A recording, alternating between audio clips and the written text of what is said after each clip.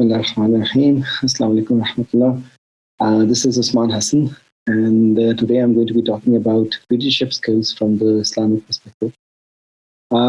Basically, I'm going to be sharing what I've learned through many academic leadership positions here at the NUST School of Electrical Engineering and Computer Science, along with some little study that I've done in the Quran and Sunnah of the Prophet Sallallahu Alaihi Wasallam in this very brief talk.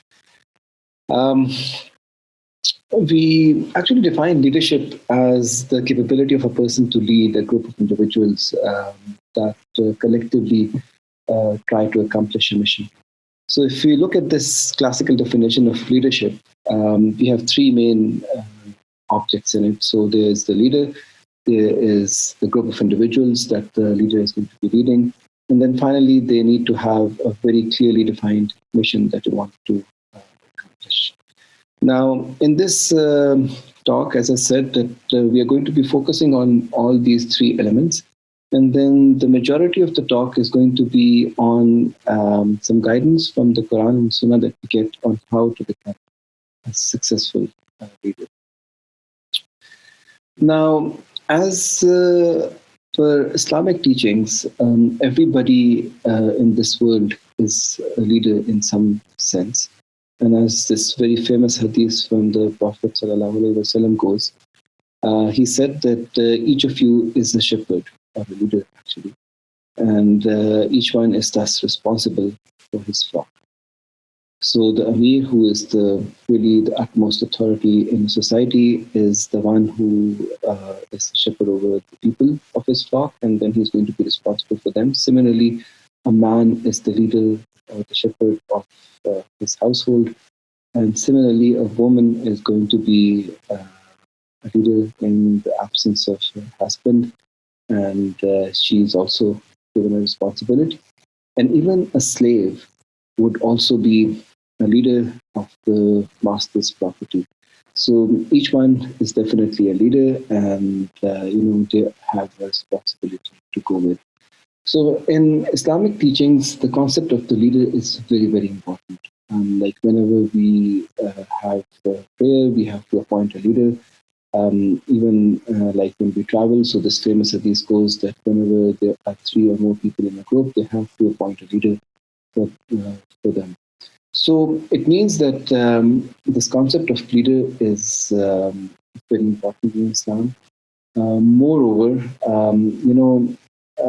we also need to understand what are the roles and responsibilities for leader in order to become a good Muslim, because everybody from this particular hadith is a leader.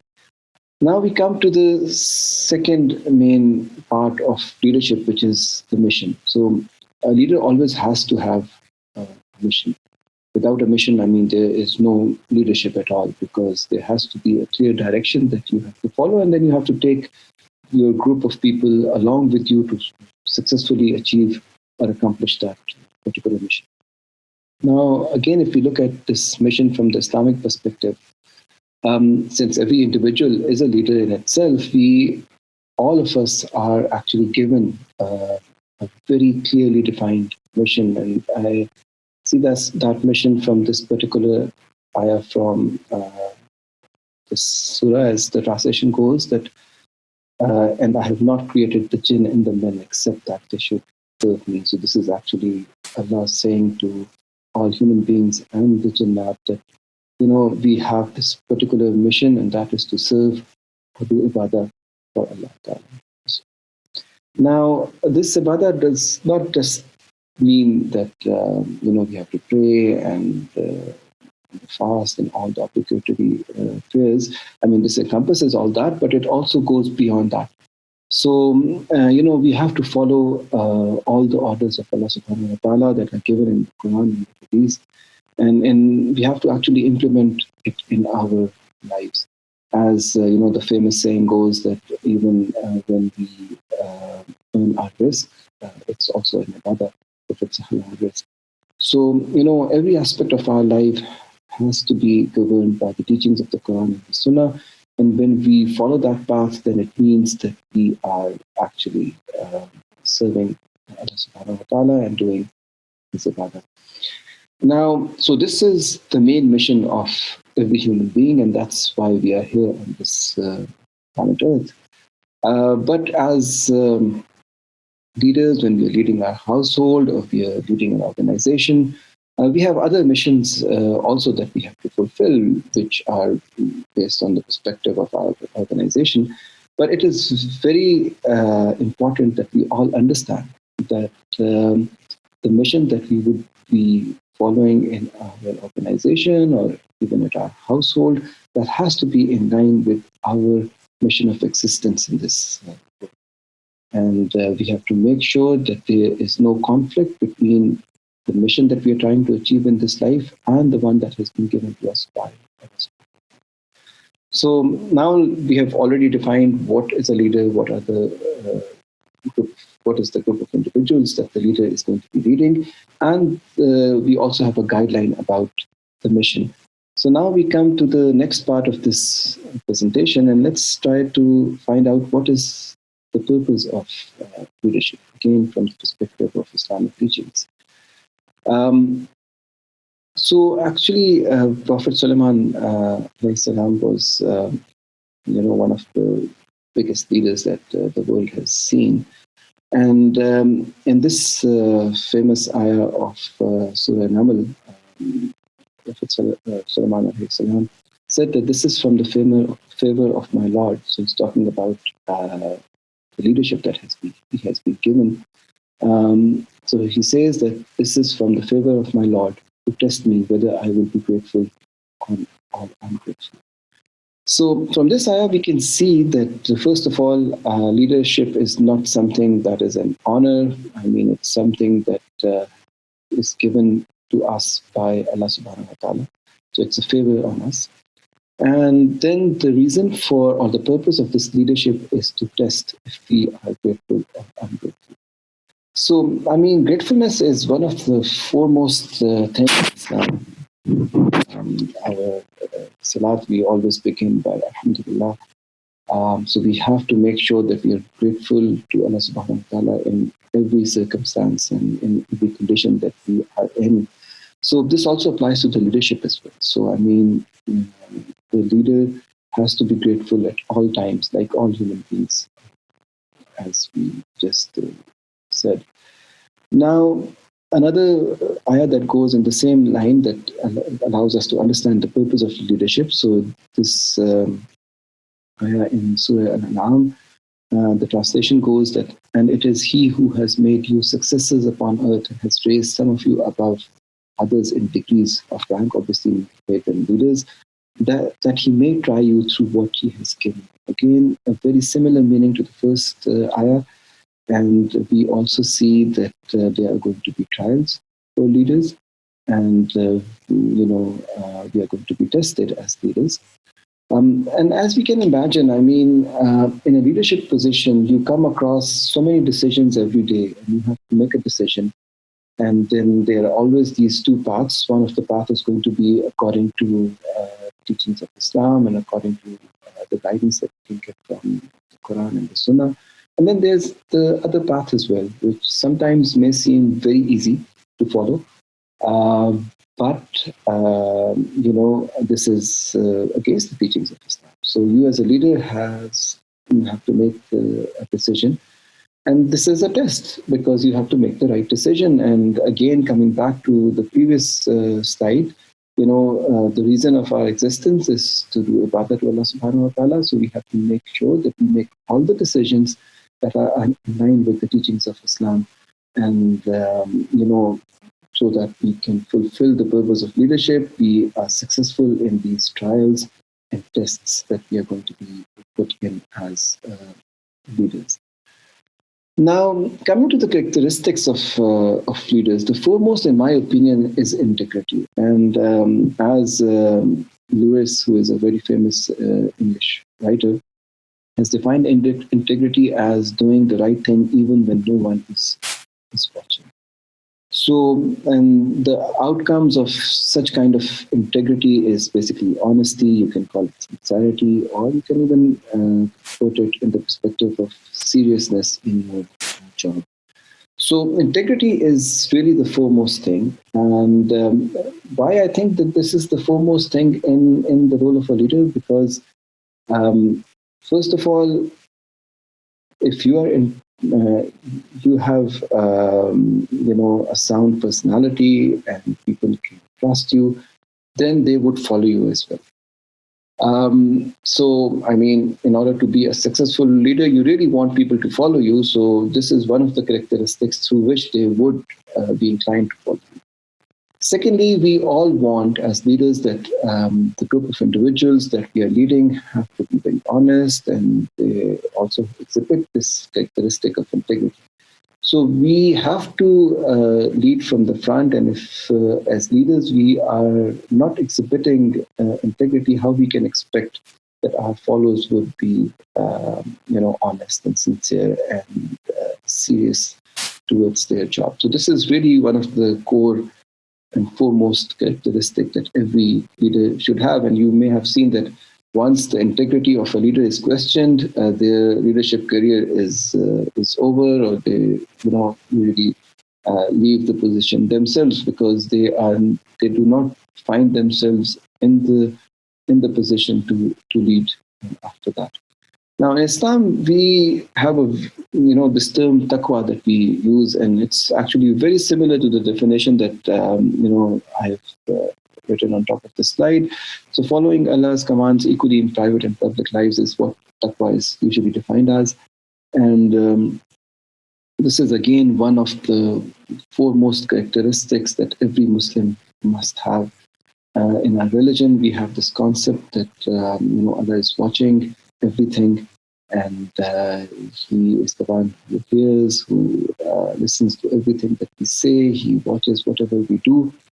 So these are the features of Allah Subhanahu wa Taala and characteristics that we should always be aware of as leaders, particularly, and that's how we can kind of include the honesty and sincerity towards everything that we do. Now, if we talk about Rasulullah Sallallahu Alaihi Wasallam, before his prophethood, he was known as a Sadiq and an Amin. And everybody would agree to these two things because he was known by these names.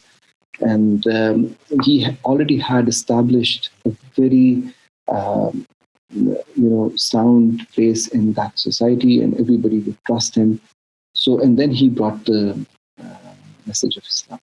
So, these things are really, that's why I call them the foremost, characteristics in any leader, because the people who you would be leading must have this confidence in you before you start leading them, that you are an honest person, and you are a man of your word, and you would actually do whatever you can in order to make sure that their rights are protected, and you're going to be judging in a very fair manner. So all these things are going to be coming from the integrity of your character. Now, besides integrity, another very important characteristic that every leader must have is competency. So you should know what you're doing.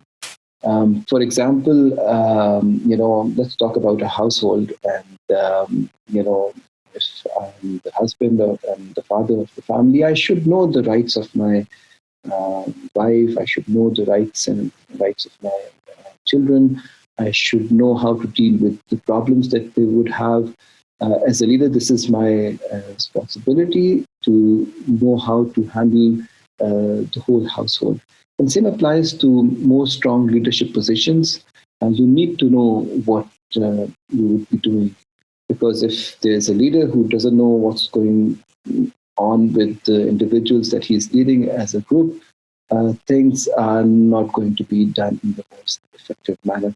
So as we can see from this particular ayah from Surah Yusuf, and this is a quote from Prophet Yusuf alayhi salam, and this statement was made when he was coming out of the prison, and he told the king of that time that he wants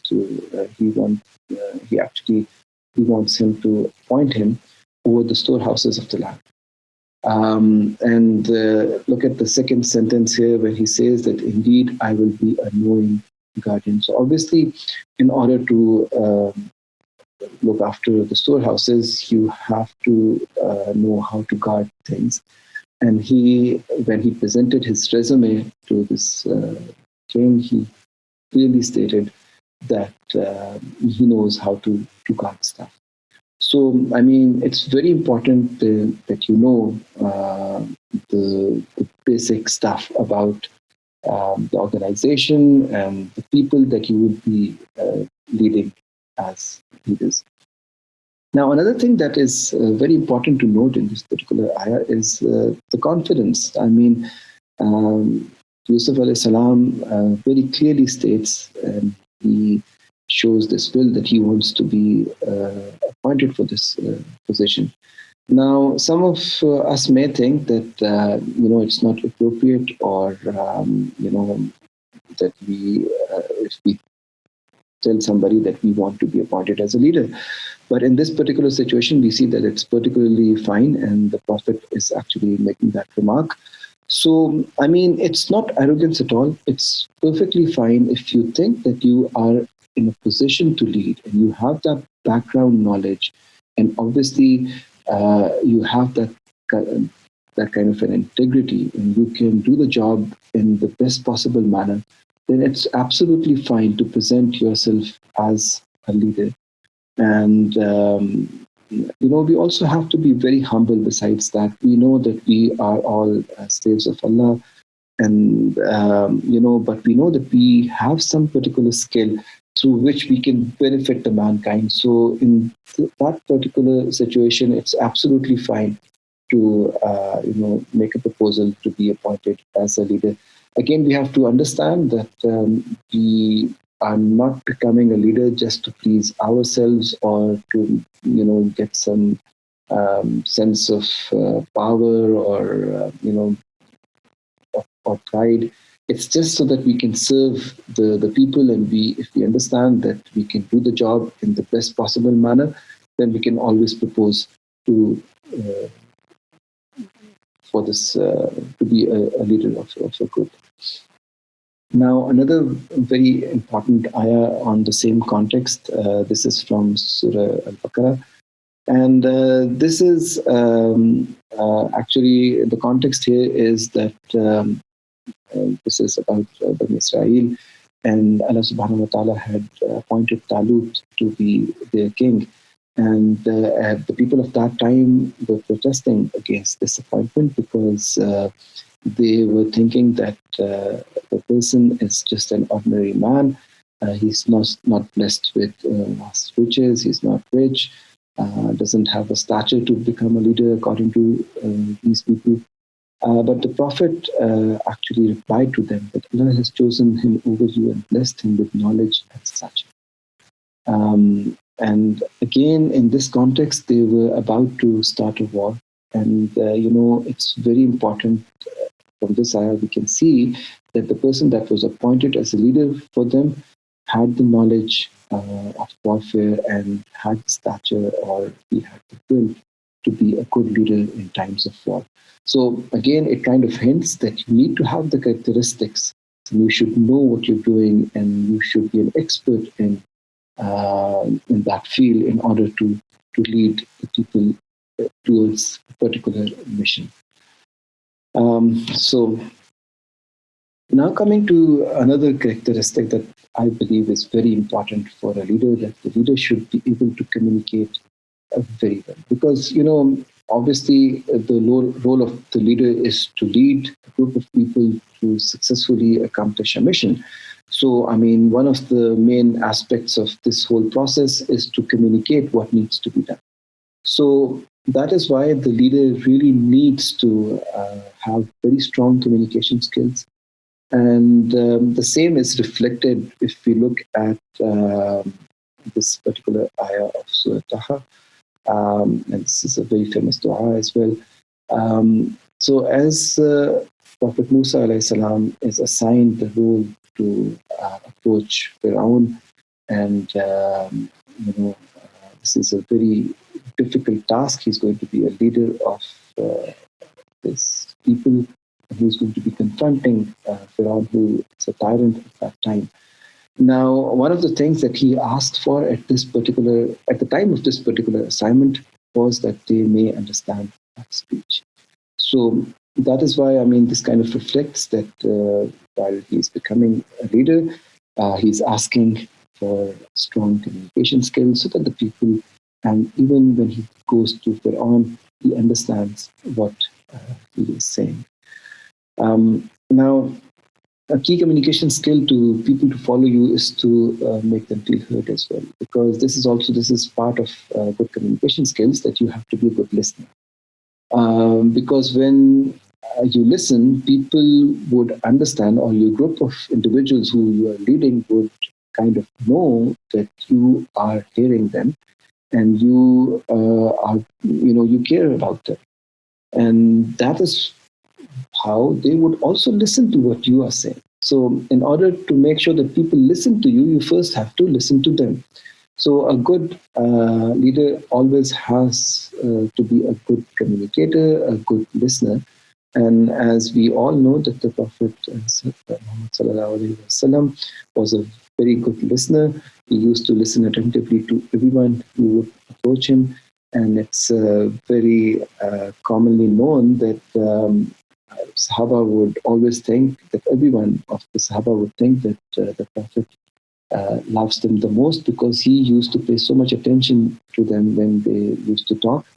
And that was one of the very noble characteristics of our Prophet. So that is why I think that a leader really needs to have very strong communication as well as very strong listening abilities in order to make sure that the people around him, or the people that he or she is leading,